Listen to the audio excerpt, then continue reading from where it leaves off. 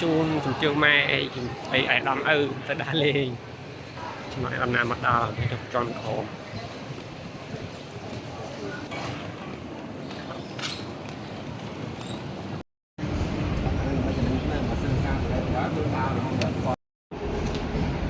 như tròn thêm khả năng tiền như lan từ lời một tiền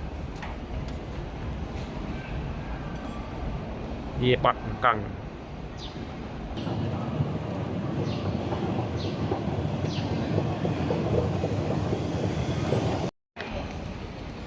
đó lấy tròn cái lại tảng thống lợi đào họ nẹt lạc vào sân đang lên lại này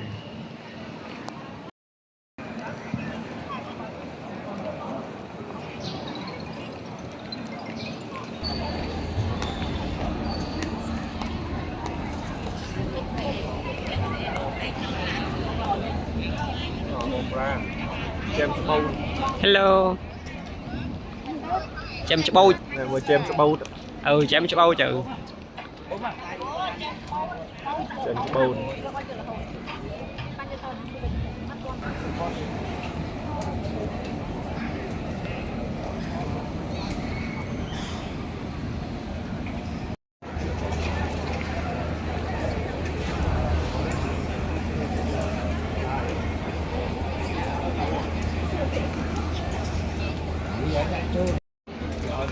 ăn thấy cây hay là muốn không thấy muốn đúng rồi hả cái trăm này đây nè chun rồi nè nó ơi nè tay đồ nè tay nè rồi cùng trăm check in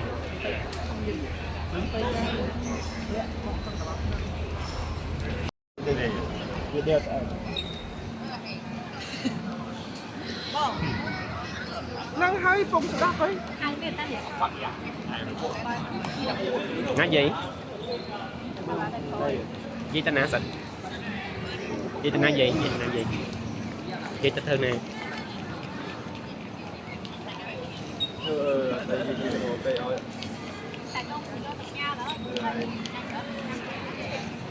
vô ăn một con chừng ăn đến cái độ bộ chừng ăn đến ta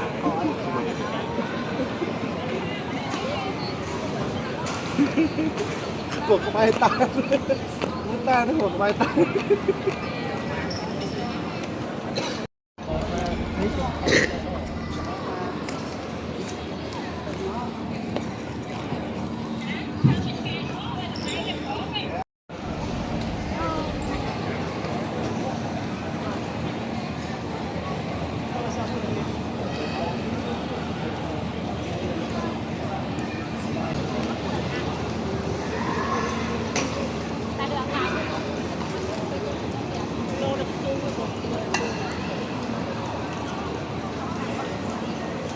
đâu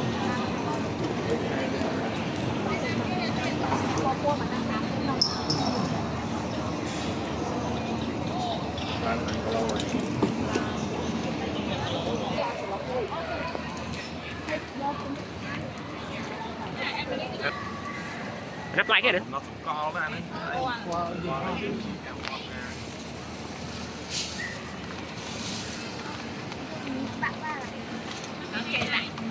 khen đại bánh lần nữa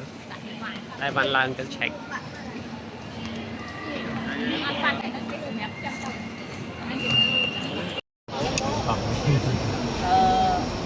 con kêu to bị trơn thôi cô ra bị họ tập đầu đã tới ta chỉ sâu nó mình nổi nó chỉ sâu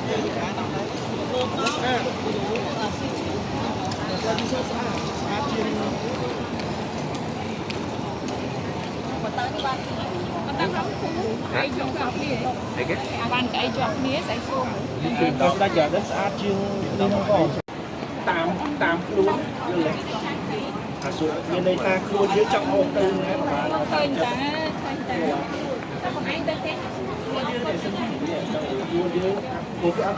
nâng mờ lên ta คือ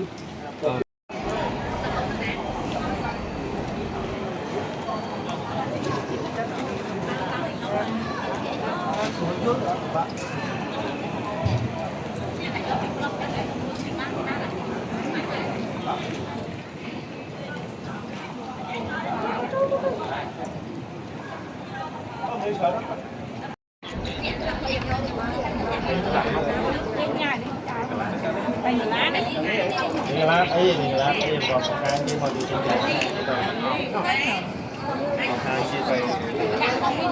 เอาไปอันนี้นี่แต่โจ้ก็พูดเอาไปแสนนี่เตอร์ เรียนการเอ้ยมันมาเยอะไอ้เด็กมากับเราบ้านผมจะนอกต้องสบายจะเรื่องจะนอก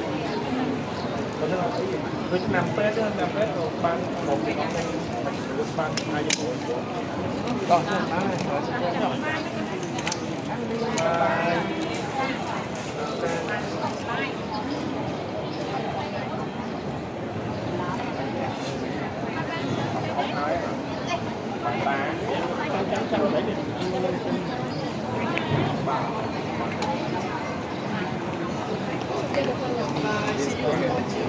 จะได้ไปสัตว์มานี่บ้านไปสบายจะได้ไปสัตว์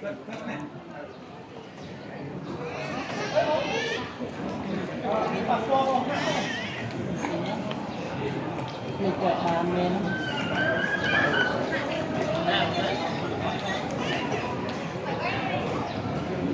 ไปตู้ซับเลยไปตู้ซับมีเตอร์เลยเป็นคือไม่ใช่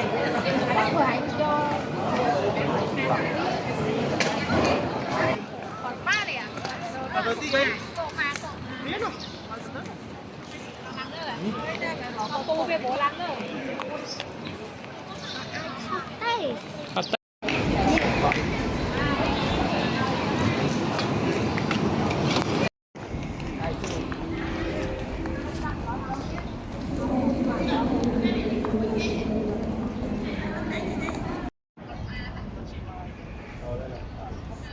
là cái tê hơi con anh nghĩ khỏi quá mãi thế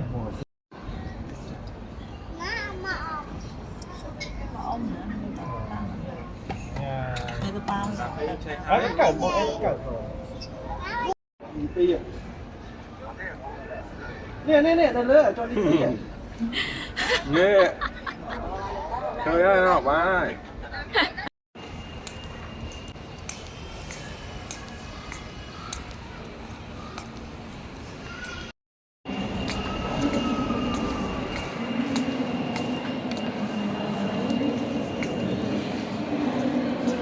Dạ là bên thao nhé. Hay à?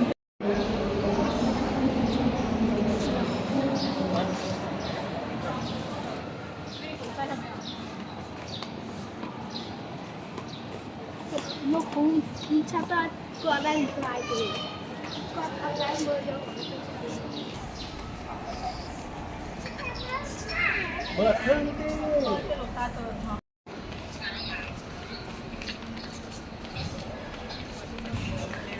Hello guys, welcome to my vlog. ไม่เป็นลักษณ์มันลับ On the KTI airport and heading to home. ไอ้นี่แบ็คโฮมสัตว์ได้ยิงนะสัตว์ยิงนะยิงchả nè anh nát các bạn đây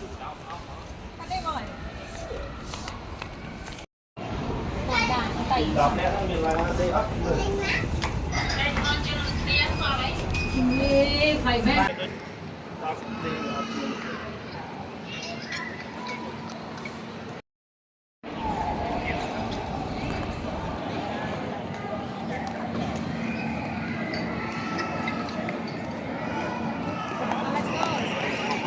Thank you.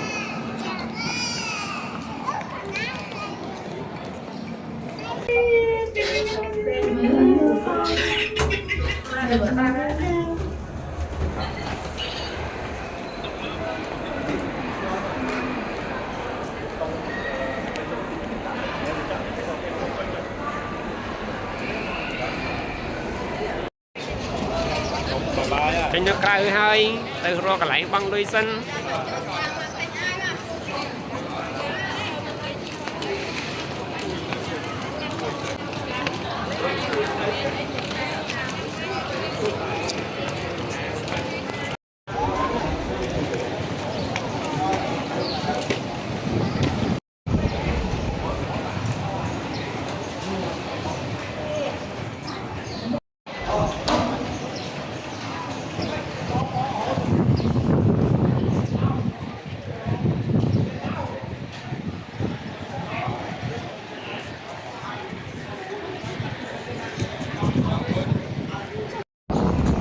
bác lại băng đôi đây là hai trường chạm đây rất khác cả bạn nó đờ lôi gì bye bye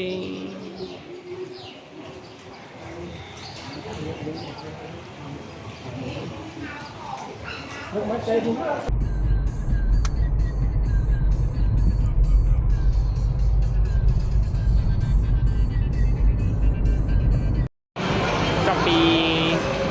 trong pi chu dây là bao hai lại là màu giòn 7 nhiều du lịch bay màu đỏ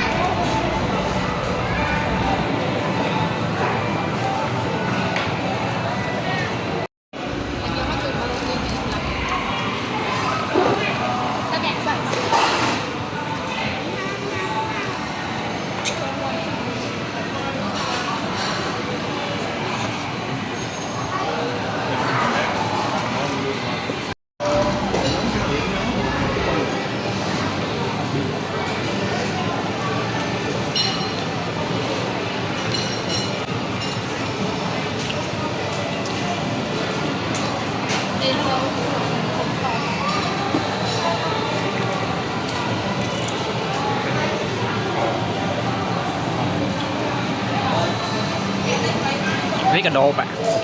cả đồ xuôi